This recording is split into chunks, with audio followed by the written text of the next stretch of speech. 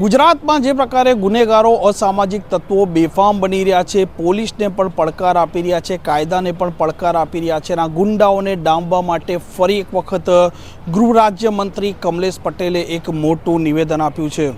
વૈષ્ણવજન તો તેને કહીએ જે પીડ પરાઈ જાનાને રે।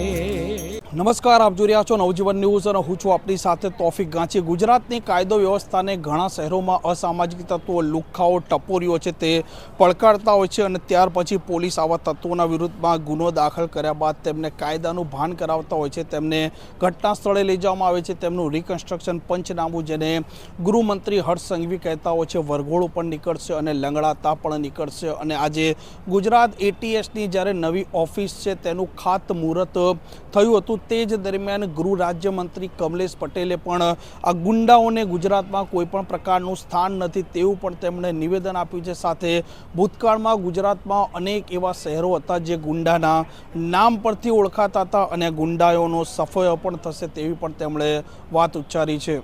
ગુંડાવાનું અહીંયા સ્થાન નથી। વર્ષો પહેલા પોરબંદર હોય, સુરત હોય, અમદાવાદ હોય કે ગુજરાતના કેટલાય વિસ્તાર ગુંડાઓના નામથી ઓળખાતા હતા। એની જગ્યાએ આજે આ ગુંડાઓની નેસ્તનાબૂદી, ઝીરો ટોલરન્સની નીતિ, ડ્રગ્સ સામેની લડાઈ, મજબૂતથી લડાઈ આપણે એટીએસ અને આપણો વિભાગ લડી રહ્યો છે।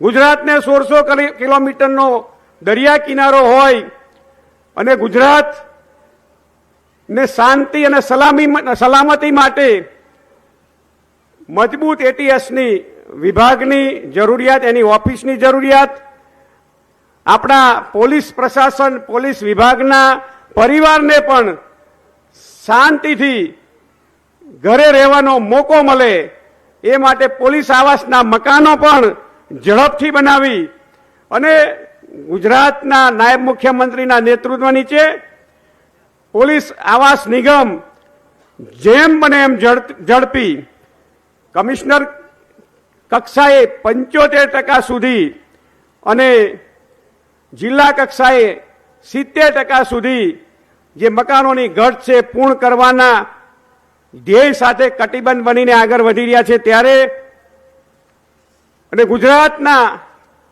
શાંતિના માહોલને કાયમી શાંતિ માટે 24 કલાક આપણી ટીમ કાર્ય કરી રહી હોય ત્યારે ગુજરાત એટીએસ પોતાના નિષ્ઠા, શૌર્ય અને વ્યવસાયિકતા દ્વારા દેશની સુરક્ષામાં જે યોગદાન આપ્યું છે તે માટે હું રાજ્ય સરકાર તરફથી તમામ અધિકારીઓ અને જવાનોને અભિનંદન આપું છું।